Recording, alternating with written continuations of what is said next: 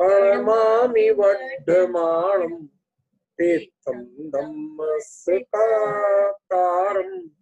शेषे पुण्यतीर्थहरे ससौवसिद्धे विशुद्धसाभावे समणेयणार्दंसं चरित तव वीर्यायारे ते ते सौवे समगम समगम पतेगमेव पतेगम वन्दामि अवट्टन्ते अर्हन्ते मानुषे खेते इच्चारियन्ताणं सेदाणं तैणमोगणहराणम् अज्जावैवदाणं साहूणं चैव संवेसिं तेसिं विशुद्धदंसं प्राणपहाण समं समासेज्य ओवसंपयामि सम्मं जतोणिवाण संपत्ति। प्रवचन सार परमागम ज्ञेय तत्व प्रज्ञापन अधिकार गाथा 195 पृष्ठ 376। गाथा लेते हैं। जोड़ी हद मोह गंठी राग पदों से खवीय सामले हो जम समसुह दुखो सो सुखम अक्षयम लादी। जो जीव निहद मोह गंठी मोह की ग्रंथि को नष्ट कर चुका है। देखिए पिछली गाथा और इस गाथा में जो अंतर आया वो कल आपको बताया ही था। मोह की गांठ, गांठ किसे कहते हैं?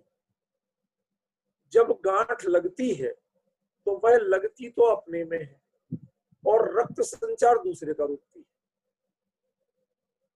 जैसे धागे में गांठ लगती है लेकिन उससे बंधता कौन है? दूसरा। खून किसका रुकेगा? दूसरे का। सहजता किसकी बाधित होगी? दूसरे की। ऐसे ही दर्शन मोह की गांठ अकेली ऐसी गांठ है कि जो लगती तो पुद्गल में है, कारमाण वर्गणा में, लेकिन उससे जीव जितना प्रभावित होता है इतना और किसी से प्रभावित नहीं।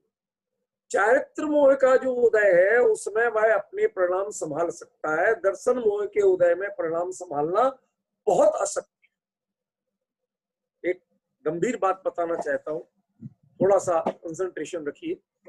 क्या कहना चाहता हूं उसको समझने की कोशिश करिए। क्या कहा मैंने? मैं कह रहा हूं कि जो मोह की गांठ है उसको गांठ क्यों कहा? आप देखेंगे पिछली गाथा में दुर्ग्रंथि कहा, इस गाथा में ग्रंथि कहा, अगली गाथा में उसे अकेला कलुष कहेंगे। अब ये कोई मनमौजी बात तो है नहीं कि कभी कुछ कह दिया कभी कुछ कह दिया। कुंद कुंद तो जो भी प्रयोग करते हैं वो एक सुविचारित प्रयोग होता है। हमारी जिम्मेवारी है कि हम उस जिम्मेवारी वहां तक पहुंचे कि वो क्या कहना चाहे।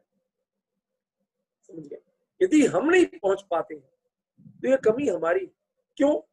वो 2000 साल पहले जिस परिस्थिति में हुए उस समय उपयोग लोगों के उपयोग की जितनी एकाग्रता थी वो एक इशारे में समझ जाते। समझ गए?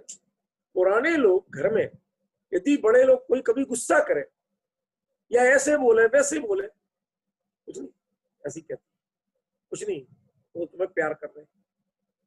अब बड़ी विचित्र बात है कि वो डांट रहे हैं और आप कह रहे प्यार कर रहे हैं। समझ गए? अब वो जो समझता है वो उसकी व्याख्या कर सकता है। अब घर के लोग पहले समझते थे तो बड़े अपना सहज बोलते रहते, तो उनके वाग व्यवहार को यदि आज के सो कॉल्ड फॉर्मल वाग व्यवहार में आप लाएंगे, आज के कल्चर में लगाएंगे, तो आपको बड़ा भ्रम होना है।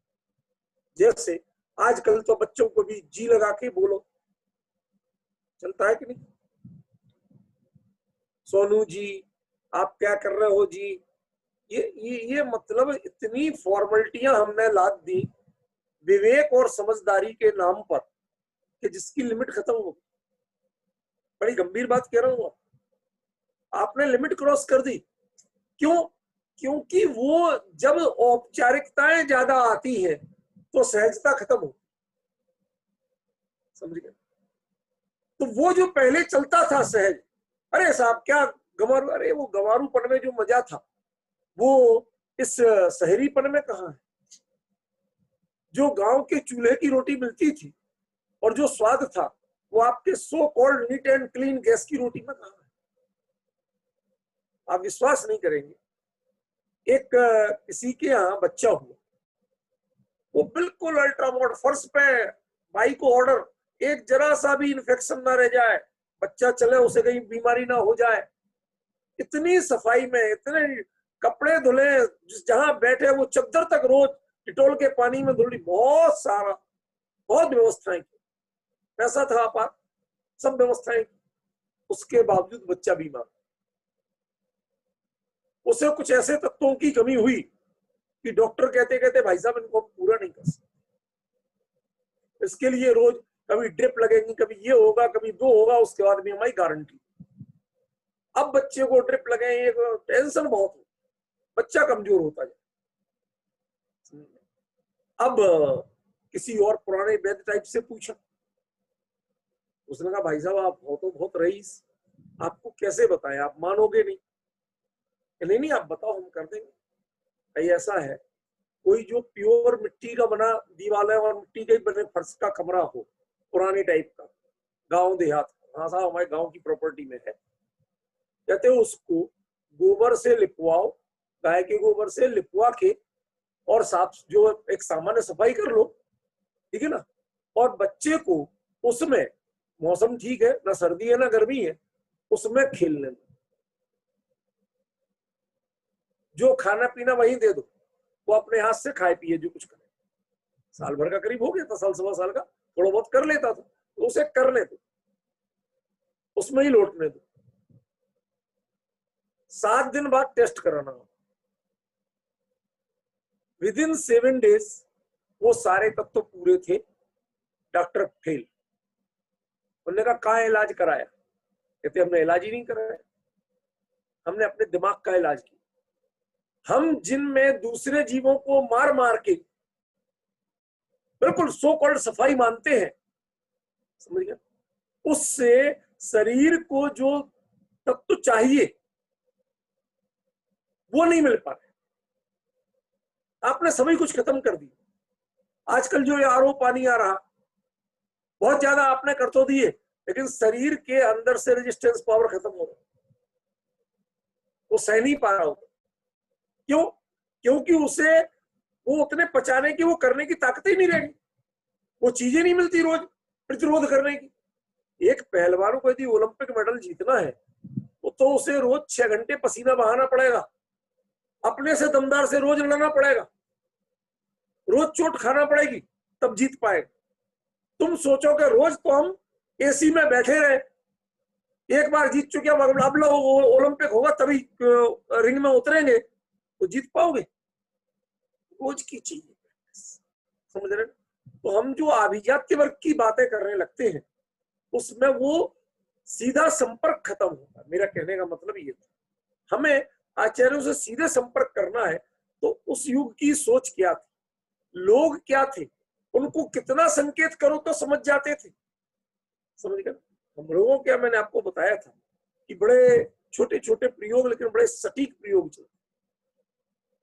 जब दामाद आए घर में तो उससे भी कोई थाली लगी, उससे क्या जीम लीजिए, घर का बच्चा बैठा, खाता क्यों नहीं, खा ले जल्दी, ठीक है ना, और नौकर चाकर को भी उसी समय दिया, वो बैठा बाहर, जब ठूस ले क्या इंतजार कर रहा है, जीम लो, खा लो, ठूस लो, चीज करेगा वो वही खाएगा, तीनों एक ही काम करने वाले और तीनों को भोजन वही है, लेकिन वो शब्द का संकेत उस व्यक्ति के स्तर को बताता है,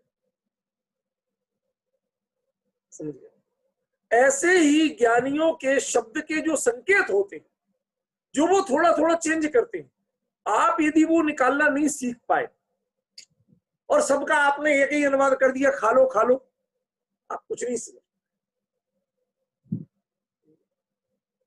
तो यहां पर आचार्य देव ने पहली बात तो उन्होंने गांठ शब्द का प्रयोग। गांठ कब तक? कि जब तक आपको दो तरह की गांठ होती है, एक कपड़े को होल्ड करने वाली और एक पेट को कसने वाली। एक सिंपल सी बात है, इतना तो आप सब लोग जानते हैं, अनाड़ी तो है नहीं, ठीक है ना। यदि वो पेट को कसने वाली हो जाए तो दुर्ग्रंथि है, कपड़े को होल्ड करने वाली बनी रहे तब तक ग्रंथि है, ठीक है ना। और उसके बाद कि जब हमारे लिए एकदम सहजता में आ गए और दूसरे को देख रहे, पुरानी बात याद कर रहे, तो वो कलुष है। समझ रहे? ये आपको तीन गाथाओं में एक ही विषय के लिए तीन शब्दों का प्रयोग किया, उसका अंतर बता। जब तक वो वो दर्शन मोह विद्यमान था किसी भी रूप में, मिस्र के रूप में था विद्यमान, वो भी जो क्षोभसम सम्यक दृष्टि बना के रखता है, उसका भी उत्कृष्ट बहुत फिल्टर्ड रूप, वो भी जब आप बाहर आते हैं, वो ग्रंथि नॉर्मल की जाती है, तो पता चलता है कि हमारे लिए तकलीफ क्यों हो रही है। जब उधर पे किए नहीं गया, आपको क्या लगा, हमने तो पजामा पहनना था, गांठ बांध ली, अब आपके सब पेट में दर्द, भोजन करने बैठे और बस पेट भर गया, कहते पहले ढीला करो, ज्यादा कसा हुआ है तो पेट में वायु नॉर्मल नहीं हो पा रही, रुकी हुई है, पहले से ढीला करो। हाँ, अब एक रोटी और खाई जाएगी, अब गुंजाइश निकल आई, पेट तो वही था। लेकिन जब आपने प्रयोग करके देखा तब पता चला ना, ऐसे ही वो दर्शन मोह कहां डिस्टर्ब कर रहा था, ये कुंद कुंद को तब पता चला कि जब दर्शन मोह का क्षय हो गया। समझ गए? तब वो अकेली गांठ के रूप में, उसके पहले क्या था, दुर्ग्रंथ, बुरी गांठ। समझ गए? कितना बारीक अंतर करते हैं आचार्य। दर्शन मोह जब वो क्षय कर दिया उसका बिल्कुल, तो अब उसके बंधन को क्या करें, अकेले गांठ के, ठीक है ना। अब एहसास पता चल रहा है, डिफरेंस जब तक दो स्थितियों का अंतर पता चल रहा है तब तक गांठ का स्मरण है। और जब आप इतने सहज हो चुके कि वह दो का अंतर ही पता नहीं चल रहा, कि पहले जब तेज गांठ लगी थी तब कैसा था और गांठ ढीली कर दी तो कैसा हुआ, अब उस स्थिति से पार आ चुके, तो फिर वो क्या है, वो कलुष है। अब अन्य की बात करें, वो दूर की चीज होगी, समझ गए। सगे मामा होते, जगत दूर के मामा होते, जगत मामा होते, आप जितना डिस्टेंस बढ़ाते जाओ उतने शब्द सामान्य होते जाएंगे, जितना आप डिस्टेंस घटाते जाओगे उतना उसके साथ संवेदनाएं बढ़ती जाएंगी, पीड़ा बढ़ती जाएगी, ख्याल में। तो पिछली गाथा में इसीलिए दुर्ग्रंथि शब्द का प्रयोग, अब है ग्रंथि। तो मैं अंतर बता रहा था कि राग द्वेष जो चारित्र मोह है उसको ग्रंथि क्यों नहीं कहा, दर्शन मोह को ही ग्रंथि क्यों कहा। हमारे यहाँ एक शब्द आता है निर्ग्रंथ। महावीर को क्या कहा गया, गंठनाथ पुत्तो, ज्ञात्री वंश के थे, इसलिए उसको प्राकृत में नाह वंश या नाथ वंश कहते थे। वो नाथ नहीं था, ज्ञात्री था, ठीक है ना। तो वो निर्ग्रंथ नाथ पुत्र जो महावीर थे, तो हमारे धर्म की पहचान क्या थी, निर्ग्रंथ। आप मुनियों के भेद पढ़े तो कुशील स्नात का निर्ग्रंथ था, ऐसा पढ़ा है कि नहीं पढ़ा है, मतलब वो एक कैटेगरी अलग। वो कैटेगरी कौन है, जिसने दर्शन मोह रूपी ग्रंथि का क्षय कर चुके हैं, वो छायक सम्यक दृष्टि ही निर्ग्रंथ हो सकते हैं, अन्य निर्ग्रंथ नहीं। कपड़े की गांठ खुल सकती है, अंतर की गांठ नहीं। समझ रहे? इसलिए वो कहते हैं चारित्र मोह का उदय जो है वह तीव्र भी बना रहे तब भी वह गांठ नहीं है, वह आपको रोकता नहीं है, आप उसमें बहते हो, ये बात अलग है। दर्शन में यदि श्रद्धा विपरीत हो तो आपका कोई रोकने वाला नहीं, कोई समझ काम नहीं करता, जितना चाहे समझा लो। जिसको पीने की लत लग जाए, लाख समझाए तो 100 बहाने करेगा और करेगा वो। अभी जब कोरोना के चक्कर में ये बंद हुए और उसके बाद जब खोले तो वो एक विचित्र सीन आया। अभी कुछ दिन पहले हम लोग नैनीताल गए थे, वहां की ठंडक से एहसास था, और पहले ही पहाड़ की ठंडक तेज, ऊपर से वो बगल में बहुत बड़ी झील, उसके कारण एकदम ठंडी हवा, पहाड़ से बर्फ जैसी हवा, और रात होते तो बहुत तेज ठंडक हो जाती है।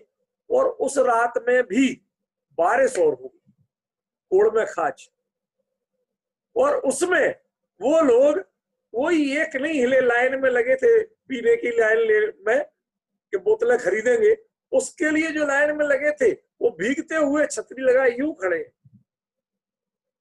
आप मैं जो बात कह रहा हूं समझ रहे ना, ये गांठ ने बांध रखा है, लत उसने बांध रखा है, आप नहीं छूटती, समझ गए ना। ये बुरी आदतें, बुरे संस्कार दिमाग में एक बार बैठ गए, छूटते नहीं। मिथ्यात्व की लत जिसको लग गई उसे आप लाख समझाओ, वो सुबह उठ के बिल्कुल कहता है आप बिल्कुल सही कह रहे हैं, वाकई में बहुत बुरी चीज है, बहुत परेशानी होती है, हम खुद समझते हैं, इतना पैसा भी लगता है, घर में कलह भी, सारी बातें वो सुबह आपकी बोलेगा, और शाम होते होते वो दूसरी महफिल में हो। क्यों होता है? जब वो जानता है, उसे बुरा कहता है अंतरंग संधान में माना, समझ गया। शाम होते होते तलब लगती है और कब पहुंच जाता है पता नहीं चलता। ऐसे ही ये मिथ्यात्व जब तक इस जीव में है, तब जहां मौका मिलता है वहीं एकत्व ममत्व बुद्धि की प्रवृत्ति इसकी होने लगती है। समझ में है ना? राग द्वेष और एकत्व ममत्व में अंतर है, समझ गए? एकत्व ममत्व के कारण राग द्वेष की प्रवृत्ति चलती है, एकत्व ममत्व नहीं हो तो राग द्वेष टिकेंगे कैसे? आपने कुंद कुंद को पढ़ा है, दर्शन मूलो धम्मो, यदि दर्शन धर्म का मूल है, सम्यक दर्शन, तो मिथ्या दर्शन मिथ्यात्व कर्म का मूल हुआ कि नहीं हुआ? सम्यक दर्शन धर्म की जड़ है तो मिथ्या दर्शन कर्म की जड़ हुई कि नहीं हुई? और चारित्रम खलु धम्मो, यदि चारित्र वास्तव में धर्म का वृक्ष है तो राग द्वेष, ये चारित्र मोह, ये कर्म का वृक्ष हुआ कि नहीं हुआ? जब जड़ कट जाएगी तो पेड़ कितने दिन हरा रहेगा? ये राग द्वेष कितने चलेंगे? राग द्वेष चल रहे हैं, इसका मतलब जड़ विद्यमान है। घबराना नहीं, मैं कुछ और कहना चाहता हूं, आप बिदक जाएंगे, चौंक जाएंगे जो मैं कहना चाहता हूं। 83 पाहुड़ क्यों लिखे गए थे? क्योंकि राग का पोषण करने वाला तत्व विद्यमान था, और ये बात एक बार राग से लिखी, उसके बाद कुछ नहीं लिखा। राग पदों से खबीर, अब उन्हें समझ में आया श्रावण किसे कहते हैं। अभी तक जिन राग द्वेष को क्षय करने के लिए, क्षीण करने के लिए, क्षय माने यहाँ क्षय चारित्र नहीं, क्षीण करने के लिए, कमजोर करने के लिए जो प्रयास करते थे, श्रावण ने सोद्देश्य शब्द श्रमण, श्रम करते थे, समझ में, वो अब खुद ही कमजोर पड़ रहे हैं। कहा वो राग कि कब जी हम लोग होंगे उनके लिए समय सार जैसे ग्रंथ लिख दिए। जो कोई अपना हित करना चाहेगा इस भरत क्षेत्र में जन्म लेके, भले ही पंचम काल हो, ये समय सार जैसा ग्रंथ आदिराज पढ़ेगा, वो अपने स्वरूप की सुध से आएगी, एक बार अंतर का पुरुषार्थ कर सकेगा, इसलिए लिख दिया। और एक समय सार नहीं, उसके बाद एक के पीछे एक, बैक टू बैक 83 पढ़ोगे। किसी का विषय एक दूसरे में रिपीट नहीं। शब्द रिपीट हो सकते हैं, विजन रिपीट नहीं, एम रिपीट नहीं है, प्रयोजन भिन्न है, दृष्टिकोण भिन्न है। समझ में? बस शब्द तो जिनवाणी किया, तो शब्द तो रिपीट होंगे, शब्दों की बड़ी सीमा है। अब देखिए क्या कह रहे हैं आचार्य देव, जिसने मोह की ग्रंथि को नष्ट किया है, उसके बाद राग द्वेष को अब क्षय होते देखता है। मैं देख रहा हूं दिन पे दिन। समझ में आया? आप सोचिए, कभी कभी होता है ऐसा कि दीर्घ आयु हो, लंबी आयु हो किसी की, तो जब तक शरीर ठीक चलता है तब तक तो चलता है, फिर प्रतिदिन भोजन करते, घर में जो सबको मिलता है वो ही मिलता है, उस बावजूद शरीर को क्षीण होता देखते। यार मैं क्या कह रहा हूँ, गहरी बात बता रहा हूँ क्या? वही भोजन मिलता है जो सबको मिलता है, बल्कि आपके लिए कुछ फल सलाद ज्यादा मिलता है, सुबह सुबह भीगे हुए बादाम मुनक्का ज्यादा मिलते हैं। समझ गए ना? केयर ज्यादा की जाती है आपकी। उसके बावजूद वह व्यक्ति प्रति क्षण शरीर को क्षीण होते हुए देखता है। ऑब्जर्व कर रहे हैं सामने, ये जैसे देह क्षीण होती है, हम वैसे ही चल रहे हैं, वो ही खा पी रहे हैं, उतने ही सबके लाड़ दुलार पा रहे हैं, लेकिन देह क्षीण होती है। हम देखते हैं अपनी आंखों से। ख्याल में? इसमें मोही जीव तो दुखी होगा, क्योंकि देह को अपना माना ना। तो देह के क्षीण होने में, जैसे ज्ञानी जीव जिस समय राग द्वेष क्षीण होते हैं, तो वो उसके ज्ञाता बनते, इत्मीनान से देखते हैं, हाँ आज इतना इम्प्रूवमेंट हुआ। क्या चरित्र की ओर बढ़ रहे हैं? समझ में आ रहा है? एक एक गाथा, एक एक शब्द कहाँ ले जा रहा है आपको? चरणानी योग की चूलिका की ओर ले जा। ये यदि आप इस ढंग से नहीं लेंगे तो भाई साहब, ये अकेली पंडिताई का विषय नहीं है।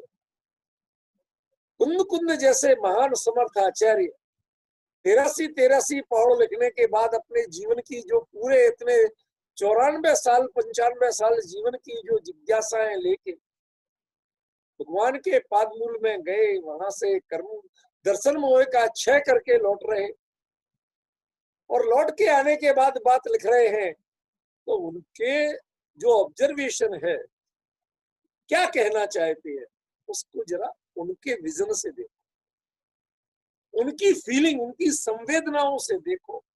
आप डिक्शनरियों से मत पलटो।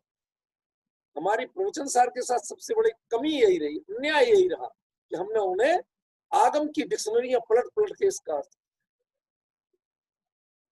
जब ये आचार्य कुंद का फाइनेस्ट और फाइनल ग्रंथ है, तो उनके पूरे जीवन की साधना, समो शरण में जाना, केवली का पादमूल मिलना, वो छायक सम्यक दर्शन होना, अति आसन्न भव्यता प्रकट होना, वो सब चीजों को देखने के बाद आप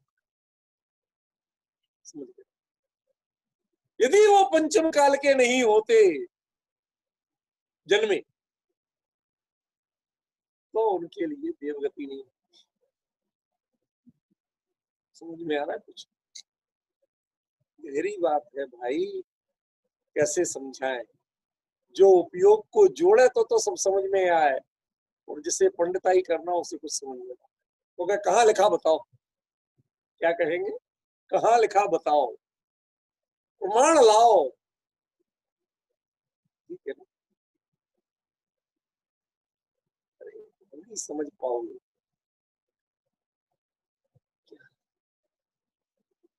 किस परिस्थिति में किसने क्या करके दिया? आप तो 94-95 साल की उम्र में शायद उठ के खुद नहीं बैठ पाओ, यदि इतनी उम्र मिल भी गई तो। और उन्होंने अपना श्रामण्य निर्विघ्न चलाया। आप सोचिए तो सही, ये ग्रंथ लिखने के बाद आचार्य कुंद कुंद कहाँ गए थे पता है आपको? कुंदाद्री, जो उनकी समाधि स्थली, आज भी इतने घने जंगल में है कि जहां शेर घूमते हैं, आम बात है। समझ गए ना? जब अनंत भाई ने वहां रोड बनवाया ऊपर तक जाने के लिए, गुरुदेव कहते तो रोड भी नहीं था, पगडंडी से जाना पड़ता था। रोड बनवाया तो उस समय वो बताते, वो उज्जैन के एक डॉक्टर दिनेश भाई हैं, वो खुद रहे, अपने डॉक्टर है, एमबीबीएस मेडिकल प्रैक्टिशनर, सब छोड़ के जंगल में रहे। कोई तो देखने वाला चाहिए हमारे आचार्य कुंद कुंद की समाधि स्थली। समझ में? वो लोग वहां के, जो वहां पर काम कराता था एक व्यक्ति जिसको अनंत भाई जी ने लगाया था, वो मुझे साथ गया। वो कहता भाई साहब हम कई बार यहाँ आके बैठते थे ना, भोजन कर रहे दोपहर में, लेबर लगी जो उसके साथ, कहते शेर आके सामने बैठ जाता था। उसने ना कभी हमें डिस्टर्ब किया ना हमने कभी उससे डिस्टर्ब। उस जगह जाके आप देखेंगे कुंदाद्री पहाड़, आपका हृदय गदगद हो जाएगा। ये आंख में दृष्टिकोण चाहिए, दृष्टि नहीं चाहिए। Vision and view both are different. मैं विजन की बात नहीं करता हूँ, व्यू की बात करता हूँ। विजन दृष्टि है और व्यू दृष्टिकोण है। समझ रहे? आपका व्यू क्या है, किस नजर से देख रहे हैं आप? वहां पर मैं गया तो मैंने ये राग पदों से कभी ये भावना का विस्तार कर रहा हूं मैं। वहां गया मैं तो मैं ढूंढ रहा कि आचार्य जब यहाँ अकेले अपनी स्वयं की समाधि के लिए आए, आप सोचो तो सही, स्वयं की समाधि और उसके निर्यापकाचार्य स्वयं, आप उनके पुरुषार्थ की जाति से अपने बल अंतिम क्षण तक रहना, पराधीन नहीं हो बनना, किसी से सेवा नहीं कराना, शरीर क्षीण हो रहा। मैंने देखा चारों ओर कि जब वो पहाड़ पे कुछ साधन नहीं, अच्छा पहाड़ पे ज्यादा चौड़ाई भी नहीं है, ऊपर सरफेस पे थोड़ी जगह, फिर एकदम ढलान शुरू हो जाता। समझिए? तो वो कहाँ जाते होंगे, 5 किलोमीटर नीचे उतर के जाए, 6 किलोमीटर, तब कोई गांव मिले। समझ गए? तो इतने, इस उम्र में इतने उतर के जाए और इतने चढ़ के आए, रोज रोज का संभव नहीं। तो हमने कहा इनके लिए और चीजें तो चलो चल जाए, इनकी साधना का फल था, लेकिन जल तो चाहिए, प्रासुक जल, वो कहाँ से मिलता? अब मेरे दिमाग सोच कहाँ चल रहा, तो मैंने ढूंढा। आप सोचे इतना गदगद हुआ मैं, वहां पत्थर की पूरा चट्टानी पहाड़ है पत्थर का, उसमें पत्थर में 3 बड़े बड़े, जिसमें आप समझ लो एक एक में कम से कम 10-10 हजार लीटर पानी आ जाए, ऐसे जल के प्राकृतिक कुंड बने हुए 3। किसने खोदे? कोई खुदने के निशान नहीं है, कुदरती बने हुए। समझ रहे? और उन कुंडों में बारिश का पानी भर जाता। अच्छा पहाड़ पर ऊपर माने आप 60 सीढ़ियां हैं, 60-65, उन सीढ़ियों के नीचे वहां तो हरियाली है, पत्ते हैं। ऊपर पहाड़ पे कोई पेड़ नहीं, पत्ता नहीं, सिर्फ चट्टान है, पत्थर है। समझ रहे?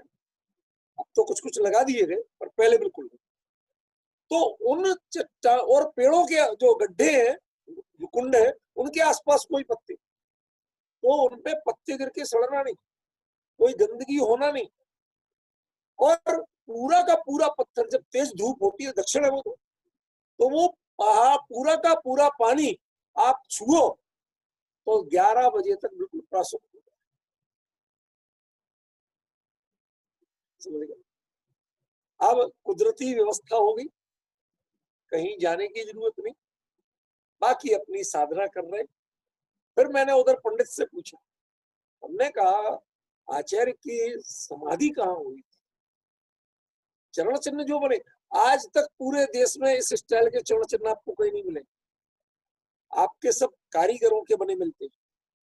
वहां जो चरण चिन्ह है, जैसे किसी व्यक्ति ने कोई नुकीली चीज लेके और खोद के बना दिए हो आचार्य के चरण चिन्ह, एकदम डिफरेंट, पूरे देश में कहीं नहीं मिलेगा। मेरे पास सब पिक है, आपको दे दूंगा कभी। अभी मुद्दे की बात सुन, वो हमें एक मंजिल और नीचे ले गए, कुदरती एक पहाड़ ने ही, अब तो उन्होंने दीवार बना दी, पहले दीवार नहीं थी, पहाड़ ने ऐसी छत सी कर रखी, इतनी लंबी, एक कमरे जितनी, और उसमें एक नीचे चट्टान, और चट्टान में नॉर्थ ईस्ट में थोड़ा सा हिस्सा ऊंचा, इतना इतना ऊंचा, सिर के लिए सिरहाना। हमारे यहाँ प्रमाण है, आप भगवती आराधना मणिकर्णिका आदि ग्रंथ पढ़िए, उनमें साफ दिया कि जो निर्यात मैंने जो छपक हो, मैंने संलेखना ले रहा हो, वो अपना आखिरी समय नॉर्थ ईस्ट में सिर रख के यदि लेट जाए तो उसके बिना किसी कष्ट के आसानी से प्राण निकल जाए। छींक और खांसी जितनी स्थिति भी नहीं बनती। आप बैठे उनको सुना रहे पाठ, आप देखेंगे वो तो गया, समझ गए। एक्यूरेट नॉर्थ ईस्ट में सिरहाना बना हुआ है, वो चबूतरा बना हुआ है। आप सोचिए, जो हमारे शास्त्रों के लिए मैं निर्देश दिए, सारी व्यवस्थाएं, और अपने राग द्वेष को क्षय करते हुए कैसे, श्रवण ले, श्रम पूर्वक, पराधीनता पूर्वक। हमारे यहाँ आता ना जिन कल्पी और स्थविर कल्पी, बताया था ना भाई। जिन कल्पी साधु थे, आखिरी समय तक किसी की जरूरत नहीं, किसी की अपेक्षा नहीं,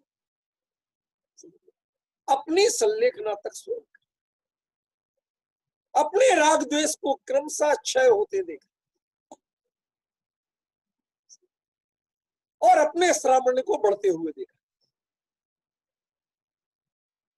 कुछ घटेगा, कुछ बढ़ेगा।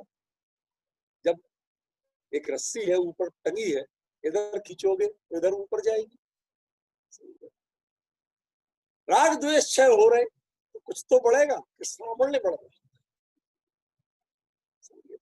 और उस समय उसको देखते हुए भावना क्या भारे, भोज्यम संशय दुखो। अभी हमें परिस्थितियों में कुछ सुख दुख का एहसास तो होता है, ध्यान रखना क्या बात है, सुख दुख का एहसास तो होता है। अब मैं कोशिश कर रहा हूं कि मुझे सुख दुख का एहसास नहीं हो, मैं सुख दुख का मात्र ज्ञाता रहूं। डिफरेंस ख्याल में है? मैंने कहा था ना, समसो दुखो, ये सम क्या है कि जो उसका ज्ञाता है, दोनों चीजों को बराबरी से जान रहा है, वही समता हो सकती है। अन्यथा आप जब खींच के करते हो तो विषमता ही होती है। जैसे मैंने बताया था ना, 5 किलो और 500 ग्राम, इनको आप खींच के दोनों हाथ बराबर तो कर लेते हो, लेकिन उन हाथ जिसमें 5 किलो है उस हाथ से पूछो तो उसे कितना जोर लग रहा है और 500 ग्राम को कितना जोर है। ख्याल में आप समता करते हो, अंदर में विषमता करते, लेकिन ज्ञाता वो समता करता है, सिर्फ ज्ञाता। डिफरेंस क्या है? भोज्यम संशय दुखो, मैं होता हूं सुख दुख में समता भाव रखने वाला। सुख दुख का ऑब्जर्वर हूं मैं, सुख दुख का वेदन करने वाला नहीं। मैं सुख दुख को भोगने वाला नहीं। जो भोग करके समता भाव करेगा, बैलेंस करेगा, वो बैलेंस है, वो समता भाव नहीं। समझ रहे? समता भाव तो ये है कि जिसे ना सुख में फर्क पड़ रहा ना दुख में फर्क, पढ़ने नहीं देना वाली बात नहीं है, पढ़ ही नहीं रहा, उसका ऑब्जर्वर जो ऐसी चर्या में आ जाता है, सो अक्षयम सोखम लहदी, वो अक्षय सुख को प्राप्त करता है। अब आप स्मरण करिए मंगलाचरण, उसमें समभाव की बात की। मंगलाचरण के बाद 7वीं गाथा क्या कहते हैं उसमें, मोह खोए विहीणो परिणामो अपणो हो सके। मोह और क्षोभ से रहित आत्मा का परिणाम, उसका नाम सम है, समभाव। मोह नहीं, क्षोभ नहीं, समझ में, उससे रहित आत्मा का परिणाम साम्य भाव। अब आप देखेंगे कि कुंद कुंद एक बात वहां कही थी, अब जाके उसको स्पष्ट कर पा रहे, कितनी बातें बताते हुए उनके क्रम को आप नहीं पकड़ पा रहे, समझ गए। आप एक एक गाथा को अलग अर्थ करते हो, ये प्रवचन सार में आपकी कमी, समझ गए। वो एक विषय को पूरे, देखो हमारे यहाँ एक परिचित थे, मेरे बिजनेसमैन थे अच्छे, वो सुनाते थे, हमारे 4 बेटे, 4 बेटों में एक को मैंने मुख्य कर्ता धर्ता बनाया, दूसरे को मार्केटिंग का बनाया, तीसरे को परचेज का बनाया, और चौथे को ऑफिस और वर्कर्स को देखने वाला, जो माल आ जाए स्टोर वगैरह ऐसी चीजों। बच्चों को एक जैसे अधिकार देना चाहिए थे, आपने ऐसा क्यों किया? किसी को सारा जिसका एक का ऑर्डर ही चल रहा वो बनाया खाली, पूरे बिजनेस का मालिक, और एक बेचारा अकेले स्टोर वगैरह ये सब मैनेजमेंट देख रहा। कहते देखो एक बात बताऊं डॉक्टर साहब, घर पे चारों एक जैसे कमरों में रहते, कोई भेद नहीं, ठीक है ना। घर पे चारों को एक जैसा साधन मिलते, एक ही टेबल पे एक साथ बैठ के भोजन करते हैं, एक स्टैंडर्ड का भोजन, उनकी कटोरी हर चीज एक जैसी, कहते घर में वो चारों एक जैसे, क्यों? वहां हमारे बेटे, ये बिजनेस है, यहाँ बेटे से काम नहीं चलेगा। समस्या क्या है आपकी, समस्या तो बताओ। कहते समस्या मेरी नहीं है, मैंने इनकी बिजनेस की योग्यता देख के बात की।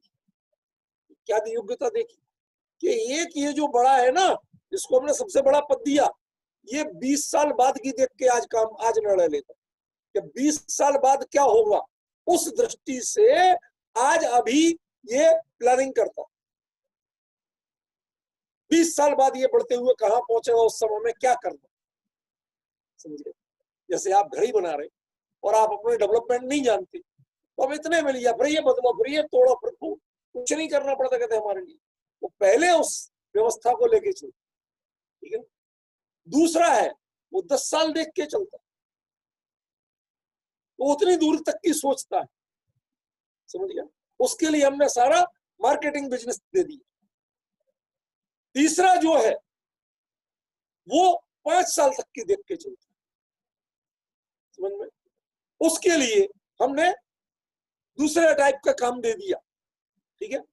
और चौथा जो है वो रोज के रोज की देखता है, आज का हो गया बस ठीक है, आज का काम हो गया बस कल कल देखेंगे, आज का काम निपट गया तो उसको हमने स्टोर दे दिया। आप अंतर ख्याल में, ये देखिए ये क्या है, 7वीं गाथा में बात कही और उन्हें उस समय 195वीं गाथा तक देखी, 7वीं गाथा से 195वीं गाथा तक 188 गाथाएं हो गई। वो 188 गाथाएं में वो बात भूली नहीं कि कौन बात कहाँ कही थी, लेकिन जो वहां बीज रूप में गई थी वो फलित कहाँ होगी, क्रम याद रखना। ये है गुरु, इसे कहते हैं मैनेजमेंट गुरु, समझ गए। अपनी बात को कहीं छोड़े नहीं, स्खलित नहीं हुए, टू द पॉइंट चल रहे। वहां भी यही बात कह रहे थे, मोह खोए विहीणो परिणामो अपणो, मोह और क्षोभ से रहे, और यहाँ भोज्यम समसुख, वहां पर सिद्धांत की बात कर रहे थे, यहाँ प्रयोग की बात। क्या अंतर है? वहां सिद्धांत में कह रहे थे कि संभाव क्या है, कि मोह और क्षोभ से रहित परिणाम संभाव है, और यहाँ भोज्यम, मैं हो रहा हूं, होता हूं, ये बात। ये यात्रा यहां तक कैसे पहुंची, वो सिद्धांत आपके जीवन में लागू कैसे हो गया, इसके लिए आपको 188 गाथाएं चाहिए। ये डिफरेंस जो निकालना सीख ले। हम कहीं जो गाथा पढ़ लेते नहीं चलता। हमसे कई लोग अब प्रवचन की सार की चर्चा सुनते, कई लोग हमसे प्रश्न करते, भाई साहब प्रवचन सार की फला गाथा में ये बात कही है कैसे। एक तो वो टीकाओं से पूछती, मैं चुप रह जाता, कुछ नहीं कहते, क्या बोलूं, क्योंकि आप प्रश्न ही कहीं और से कर रहे हो। हमने प्रवचन सार मूल गाथाएं देखी, हमने सीधा कुंद कुंद को पढ़ा, आप प्रश्न कहीं और से कर रहे हैं, क्या उत्तर दूंगे, नहीं दे। दूसरा, आपने हमारे आगे और पीछे की सारी बात सुनी नहीं जो इसमें है, और एक गाथा में जो बात कही उसका अर्थ क्या करूं, समझ गए। इसलिए 99% कभी कोई कहता है मेरे से प्रवचन सार की जिज्ञासा में उत्तर नहीं दे। एक विद्वान ने पूछा, जब हमारी गाथा कोई और चल रही थी, उसके 5-7-10 गाथा आगे की, हमने भाई साहब 10 दिन बाद 20 दिन बाद वो गाथा आएगी, उस दिन जब मैं बोलूंगा तो वो सुन लेना, या मैं उसकी रिकॉर्डिंग भेज दूंगा। अभी मैं नहीं बता सकता, मैं एक धारा में चल रहा हूं, मैं आचार्य के साथ चल रहा हूं, मैं उनसे जुड़ के चल रहा हूं, मैं उनके साथ चल सकता हूं, मैं अलग से करके नहीं बता सकता। क्यों, ये मंतव्य मेरा नहीं है, ये मंतव्य आचार्य का है। मैं तो खाली भावों से उनसे जुड़ के उनके मर्म बोलने की कोशिश कर, उनका हृदय बताने की कोशिश कर रहा हूं। ये मेरा कुछ भी नहीं, इसको अलग से लेके मैं नहीं बता सकता, एक धारा में चलते हुए बता सकता। देखिए, ओजम समसो दुख, मैं सुख दुख से समता भाव वाला। किसको समता भाव होता है, ऑब्जर्वर को होता है, मोही को नहीं, समझ गया। जिसे ममत्व भाव है वो कभी समता नहीं रख सकता। ममता और समता ये दोनों परस्पर विरोधी है। समता आपको क्रूर लगती है और ममता आपको बहुत प्यारी लगती है, लेकिन मोक्ष मार्ग में ममता सबसे क्रूर है और समता मोह सुख की सहेली है, अकेली उदासीनता आपकी साथी है, समझ रहे। मोक्ष जाना है तो समता चाहिए और संसार में रहना है तो ममता चाहिए। ये डिफरेंस सीखना पड़ेगा। ममता आती है पर को अपना मानने से, उससे जुड़ने से ममता आती है। ख्याल में आए, एक कीड़ा मकोड़ा बिल्ली भी पाल लो तो आपको धीरे धीरे ममता। ब्रिटेन में एक बूढ़ी अम्मा मर गई, अरबपति थी। जब वसीयत खुली तो पता चला 300 बिल्लियां पाल रखी थी और 300 बिल्लियों के लिए पूरी अरबों की प्रॉपर्टी और नौकर चाकर उनकी ड्यूटियां तक लगा के गई। ये लोग ऐसे करेंगे, एक मैनेजर होगा, उसको इतनी तनख्वाह मिलेगी, वो इतने वर्कर्स को देखेगा और एक एक बिल्ली के लिए 2-2 आदमी वो सेवा करेंगे, देख रेख करेंगे। उतना बड़ा विला जहां किसमें रहेंगी बिल्लियां, कौन कहाँ रहेगी, सारी व्यवस्था। कैसे कैसे बिल्ली के लिए, जिनको ऐसे घूमते कोई ममता के कारण आपने उनसे ममता भाव जोड़ दिया। वो केयर बिल्ली की नहीं थी, वो केयर थी ममता की। वो अरबों की संपत्ति है, अरे वो बिल्लियां तो अपना जीवन वैसे भी पूरी कर लेती, नहीं नहीं साहब हम करेंगे, हम देखभाल करेंगे। ये विडंबना किसने पैदा की, ममता, ठीक है ना। और आप जब समता भावी होते हैं, सब कुछ जानते हैं, देखते हैं, लेकिन उसमें जुड़ते नहीं, ज्ञाता रहते हैं, तो समता, ज्यो ज्यो ज्ञातृत्व बढ़ेगा त्यों त्यों समता बढ़ेगी, और ज्यो ज्यो ममत्व बढ़ेगा, पर से जुड़ाव बढ़ेगा, त्यों त्यों ममता बढ़ेगी। अनादिकाल से जीव ममता से ग्रस्त, क्या नहीं किया इसने कि समता नहीं, समझ में आ रहा, समता नहीं की, वो समता करना सीखे। उसके लिए गाथा है, किस क्रम से सिखा रहे, नियत मोह घंटी से बात शुरू की, राग पदों से खबीर, राग और द्वेष को क्षय करते हुए, क्षय करते हुए, is the present continuous, this is a process not result. उसके बावजूद कैसे रहना, श्रावण ने श्रम पूर्वक रहना, स्वाधीन रहना, किसी के आश्रित नहीं रहना।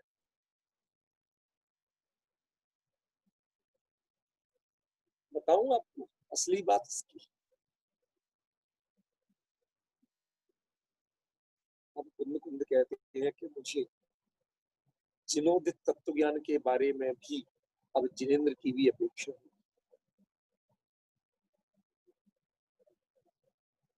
श्रावण मुझे सब कुछ क्लियर है, अब अपना रोड मैप मैं खुद बनाऊंगा और खुद चलूंगा। थी ये जरूरत, आए भगवान आपके पास, सब कुछ ले लिया, समझ लिया, अब मेरा सिद्ध सलाह मुझे दिख रही है और वहां तक का पूरा रास्ता मुझे दिख रहा है, मुझे कुछ किसी की जरूरत नहीं है, अपने बल पे जाऊं। समझ में आ रहा है? श्रावण ने मैं श्रम अपने पुरुषार्थ पे चलूंगा, अपने बल से जाऊंगा, अब मुझे किसी ग्रंथ और किसी निर्ग्रंथ की भी जरूरत है। ग्रंथ माने जिससे पढ़ के जाना जाए, और निर्ग्रंथ माने जिनसे सुन के जाना जाए, जिनको देख के हम सीख। कहते मुझे देख के भी नहीं सीखना है, सुन के भी नहीं सीखना है, और पढ़ के भी नहीं सीखना है। नाउ आई गॉट विजन, मैंने विजन भी ले लिया, व्यू भी ले लिया, सब कुछ समझ लिया, अब मुझे सिर्फ इस पर चलना है, और वो मैं अपने आप चलूंगा। अब इसके लिए मुझे किसी साथी की जरूरत है। और इसका प्रमाण मैंने इसलिए जानबूझ के कुंदाद्री की आज चर्चा की कि जिन्होंने इकलौते आचार्य, जो अपने निर्यापकाचार्य स्वयं बने, जिन्होंने अपनी संलेखना स्वयं ली और अंतिम क्षण तक पूरे समर्थ रहते हुए जाके लेटे, शांति से देह छूटे। आप उस जगह जाओ, ऐसे विभोर हो जाएं आप कि ऐसा लगता है कि यह छोड़ के नहीं जा। लोगों ने तो उसे मौज मस्ती की जगह बना रखा, कोई नहीं समझता कि ये जगह है क्या, उसकी गरिमा को नहीं समझता।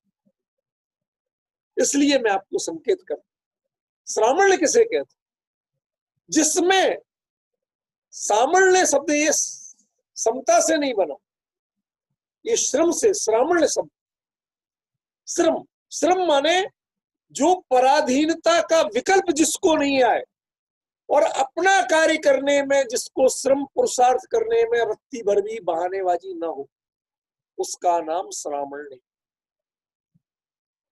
राग द्वेष को क्षय होता देख रहा हूं, देह को भी क्षय होता देख रहा हूं, लेकिन मेरे कमजोरी की भावना नहीं है, श्रम की भावना, मैं अपना कार्य स्वयं कर लूंगा, मुझे किसी की जरूरत।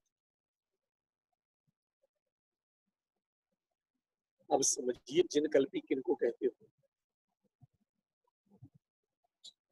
जिनवाणी में कहा तो है, जब मैंने अभी लिखा नाटक समाचार की प्रस्तावना में लिखा मैंने ये बात, नाटक समाचार में भी बनारस दास जी ने जिनकल्पी और स्थिरकल्पी की चर्चा की है, तो उस बारे में जब मैंने अपनी प्रस्तावना में दिया तो वहां ये बात कही मैंने कि आज तो हम जिनकल्पी होता क्या है, एकल बिहारी जो रह गए, अकेले घूमने लगे, तो जिनकल्पी, अरे तुम समझते क्या हो जिनकल्पी किसे कहते हैं, समझ गए ना। तुम्हें तो सिर्फ पर की आश्रितता के, समाज के बिना तुम्हारा काम नहीं चलता, और जिन्हें समाज ये ठगों की टोली लगे, धूर्तों की टोली लगे, ख्याल में आया कहा कह रहा हूं, ये धूर्तों की टोली लगे, ठगने आए हैं, कब इनसे बच के निकल जाओ, आते यार लेकिन कब खिसक जाते पता ही नहीं चले, एक मिनट रुकने को राजी, और यहाँ धक्का दे दो तो जाने को राजी, समझ गए, मजबूरी में जाते, वरना कोई कह दे हाँ हमारा यहीं रह जाओ तो रह जाएंगे। ये कितनी बड़ी विडंबना है। जिनेंद्र भगवान के समान वो भी विहार करते हैं, सब कुछ करते हैं, लेकिन अत्यंत निष्प्रह, किसी से कुछ नहीं चाहिए। ऐसे ही जिसकी चर्या अपने स्वरूप की साधना ऐसी चलती हो जिसे किसी से कुछ नहीं चाहिए, वो होते हैं जिनकल्पी, वो होते हैं श्रमण, जिन्हें जरा भी पराधीनता की जरूरत है, वो श्रमण नहीं है। सोचो, ऐसे श्रावण को साधते हुए जो कहते हैं कि मैं अब होता हूं, हो गया हूं नहीं, होता हूं समसो दुखो। आज तक सुख और दुख की स्थितियों में हम कहीं ना कहीं जुड़े रहे। पूछ लो, बोलना मत, ऐसे ही समझ में आ जाएगा सबको, क्योंकि बोलने में कोई एक बोले, हमें तो सबके उत्तर चाहिए जितने जुड़े, और मैं सबका उत्तर मैं ही दूं। सुनो, सम्मेत शिखर जी की वंदना करने गए, ख्याल में वहां गुरुदेव श्री के प्रवचन भी सुने, ऊपर वंदना भी हुई निर्विघ्न, शाम को आराम से आए, कोई डिस्टरबेंस नहीं हुआ, बहुत मन प्रसन्न हुआ, बहुत आनंद आया, बहुत आनंद आया कि नहीं। और पिछली बार गए थे हम, तब वो एक जगह ऐसे ही कंकड़ लग गया पैर में, कट गया पैर, खून आ गया। अब हम चले तो, लेकिन चल नहीं पा रहे थे साहब, लौटते में भी धीरे धीरे आ पाए, रात हो गई, संगी साथी भी परेशान। ये दो घटनाएं हो सकती कि नहीं हो सकती? क्या अंतर कहा मैंने? एक में आपने हर्ष माना और एक में विषाद माना, आप जुड़े ना उसमें कि उसके ज्ञाता बने। आपका धर्म, आपकी साधना, साधना क्यों नहीं, साध तो आप रहे हैं लेकिन साधना नहीं हो रही। साध तो रहे, जैसे कोई चीज गिर रही, साधा किसको जाता है? गिरते हुए। मतलब हम अपने जीवन में स्वयं गिर रहे थे और हम उसको साध रहे हैं। भाई साहब, इसका नाम साधना नहीं। जिसमें ना साधना पड़े, ना साधन की जरूरत पड़े, समझ में है ना, आप चले और बाकी लोग सध जाए, उनका आचरण, उनके विचार सध जाए, सुधर जाए, उसका नाम है साधना, उसका नाम है साधु। समझ लो, हमने आज तक सोचा नहीं। वो कहते हैं मैं सम सुख दुख को, सुख और दुख का आज तक कहीं ना कहीं जुड़ता था, किसी में हर्ष और किसी में विषाद करता था। आज का दिन कैसे बीता, शाम को डायरी लिखो, एनालाइज करो। हमें लिखने का कुछ है ही नहीं। क्यों नहीं है भैया आपके पास? एनालाइज किसको करूं? मैं तो ज्ञाता रहा ना, वो मेरा कहाँ था? मैं तो कल भी ज्ञाता था, अब भी ज्ञाता हूं। मैं तो सब जाना ना। लिखने की बात तो तब आएगी कि जब उनमें जुड़ा हूं। मैं तो जुड़ा ही नहीं था। मेरा जुड़ाव तो ज्ञाता पक्ष में था, मेरा जुड़ाव भोक्ता पक्ष में नहीं था। जो भोग करके बैलेंस बनाते हैं वो, उनका समता भाव बहुत स्थूल है, कहने मात्र का है। जो दोनों को जान के, समता सुख और दुख दोनों को जान के तटस्थ रहते हैं, कोई अंतर नहीं पड़ता, वो बैलेंस बना रहता है, उसका नाम है वास्तव में समता भाव। ऐसा समता भावी मैं हो रहा हूं।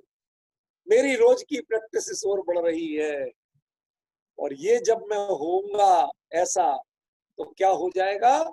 अक्षयम सुखम लहरी।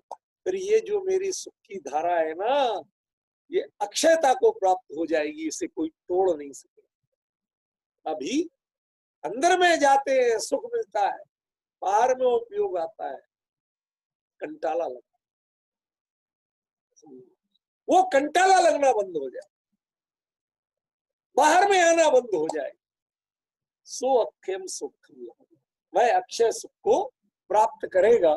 ये जो विषय है इसकी गरिमा समझो, इसकी गहराई समझो। मैं जो कहना चाहता हूँ, ख्याल में इस बारे में किसी को भी 5 मिनट है, किसी को कोई जिज्ञासा हो आज की चर्चा पर तो आप कर सकते हैं, तो उत्तर दूंगा, बाकी नहीं तो अभी ये चर्चा यही विराम दे रहे हैं, कल इसको पूरा करें।